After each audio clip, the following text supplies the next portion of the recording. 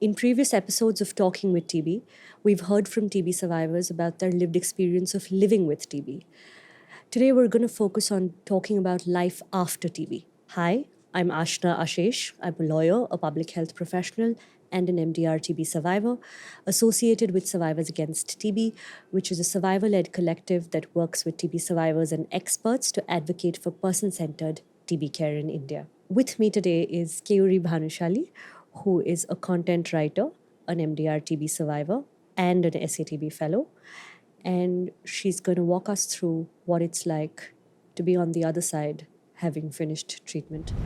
मैं आपसे पहले तो जानना चाहूँगी कि when your TB treatment ended, you completed treatment, उसके बाद का जो आपका एक recovery process रहता है, because it's not a switch, like it's not an on and off, right? It's a gradual recovery. So how did you navigate that? मेरे case में लाइक मैं one day at a time लेती थी और physically तो there were no other problems in me, पर मुझे acne की काफ़ी प्रॉब्लम हो गई थी after I completed my treatment.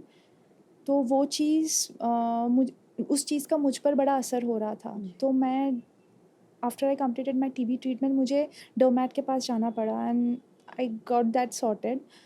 पर उसके बाद भी लाइक सेल्फ स्टिग्मेटाइज काफ़ी थी मैं काफ़ी टाइम तक, इवन दो मुझे पता था कि my treatment is over, but हाँ, self stigma played some role in post TB, like whatever it was. So it couldn't have been easy to have to deal with that self stigma just in terms of the challenges physically. आपने बताया कि acne था, तो obviously appearance changing is a big thing, but also the mental and the emotional aspects, वहाँ पे आपको कोई challenges नज़र आए जो आप experience कर रही थी after having finished your TB treatment? Emotional challenge was 100% मुझे बिकॉज ऑफ द अपीयरेंस था, काफ़ी था, क्योंकि मेरा पूरा चेहरा एक्ने से भर गया था और उसके वजह से मैं बहुत कॉन्शियस हो गई थी। तो आज मैं याद करूँ तो वो एक बहुत अहम चीज़ हो गई मेरे साथ, जो तभी मुझे बहुत इम्पैक्ट लगा उस चीज़ का कि मेरा चेहरा कब वापस क्लियर होगा, कब सब ठीक हो जाएगा। तो वो अनसर्टेनिटी काफ़ी देर तक रही। जब मैं ऐसे डर्मैट के पास गई तो फिर उन्होंने बताया कि ये सब इट विल टेक टाइम और ये धीरे-धीरे होगा। तो slowly and steadily I started accepting it and one day at a time मैंने लेना शुरू कर दिया ज़िंदगी को। That's beautiful, the one day at a time that you mentioned, and that आप एक तरह से acceptance के space में आई. I want to focus a little bit more on that. As women, we're often there's a premium put on our appearance. तो वैसे भी society की तरफ से भी काफ़ी वो रहता है, and then you're struggling with it yourself. तो आप हमें बता सकते हैं that your sense of normalcy that you gained slowly, it started with acceptance, but how did you come back to that sense of normalcy in terms of feeling like yourself again after TB? बाद में मैंने सोचा कि अब ज़िंदगी को तो आगे देखना है ना, पीछे तो नहीं देखना है। तो कुछ ना कुछ तो सोचना पड़ेगा, क्योंकि तब तक मैंने अपने इतना कुछ प्लान नहीं किया था ज़िंदगी में। ऐसे ही चल रही थी ज़िंदगी। फिर धीरे-धीरे मैंने लिखना शुरू किया।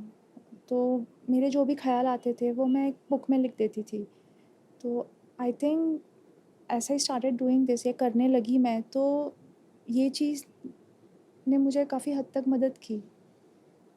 और I started talking with my self, खुद से बात करने लग गई थ्रू बुक। जो भी है वो बुक में लिखना है और वापस पढ़ना है उसे, और वापस कुछ और सवाल आएँगे तो वापस लिखना है। तो ऐसे अपने आप से ही बात करना शुरू किया और धीरे-धीरे कब नॉर्मल हो गई मुझे वो पता नहीं एग्ज़ैक्टली, बट धीरे-धीरे सब कुछ ठीक हो गया, बट टाइम लगा। और इस प्रोसेस के दौरान आप खुद तो एफर्ट कर ही रही थी that you were doing what you could do to gain your sense of normalcy, but एक सिस्टम्स के तौर पे देखा जाए तो आपके कोई सपोर्ट सिस्टम्स थे during this post TB journey that really helped you in addition to what you were already doing?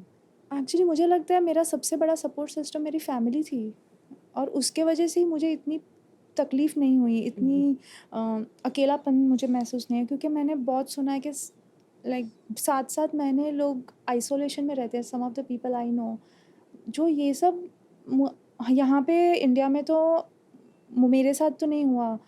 एक ऑनलाइन एक फ्रेंड मिली थी, वो रशिया में थी, तो उसको 7 महीने आइसोलेशन में रहना पड़ा। तो ये सब अगर हो तो आई थिंक मेंटल हेल्थ पे और भी ज़्यादा असर हो सकता है। जी। तो आई वाज़ वेरी लकी कि मुझे बहुत अच्छा फैमिली सपोर्ट था, इसलिए इन एवरी वे हर तरीके से था, फाइनेंशियली था, इमोशनली था, and in every way, and that's why may be nobody was pointing at me because I had a great back support, you know. Query from your own experience, what is it जो आप उन लोगों से कहना चाहेंगी जो अभी भी ट्रीटमेंट पे हैं, या उन सर्वाइवर्स से कहना चाहेंगी जो ट्रीटमेंट ख़त्म कर चुके हैं बट कहीं ना कहीं they are struggling to gain a sense of normalcy in their life after TB? आपको मतलब जो भी हैं, जो अभी टीबी से लड़ भी रहे हैं और जो अब टीबी क्लियर कर चुके हैं, आपको कुछ ऐसा ढूँढना पड़ेगा लाइफ में। इट्स लाइक ऐसे स्टेप्स होने चाहिए कि एक स्टेप हमने क्लाइंब किया, फिर दूसरा स्टेप, तो ऐसा कोई पर्पस टाइप आपको ढूँढना पड़ेगा, जो आपको लाइफ में आगे ले जाए और आप आगे कुछ करने के बारे में सोचें, ना कि आप उसी चीज़ को याद करें कि हाँ, मेरे साथ ये हो गया है, और विक्टिमाइज़ खुद को ना करें। और अब मैं क्या करूँ? अब मैं और अपनी ज़िंदगी कैसे बेहतर कर सकूँ? क्योंकि अगर हम हमारी ज़िंदगी बेहतर करेंगे, तो मुझे ऐसा लगता है कि हमारे आस-पास वालों की ज़िंदगी भी अकॉर्डिंगली बेहतर हो जाएगी। तो हमें कुछ ना कुछ ऐसा सोचना चाहिए, ताकि किसी भी डायरेक्शन में हो, लाइक तुम राइटिंग कर लो, तुम पेंटिंग कर लो, या तुम कोई भी स्किल डेवलप कर लो। ऐसे तुम करते जाओगे, जैसे तुम करते जाओगे वैसे तुम्हें अच्छा फ़ील होता जाएगा, और तुम कब नॉर्मल हो जाओगे, यू विल नेवर नो कि कब ठीक हो जाएगा सब कुछ। मेरे साथ ऐसा हुआ। Thank you so much query. Thank you very much.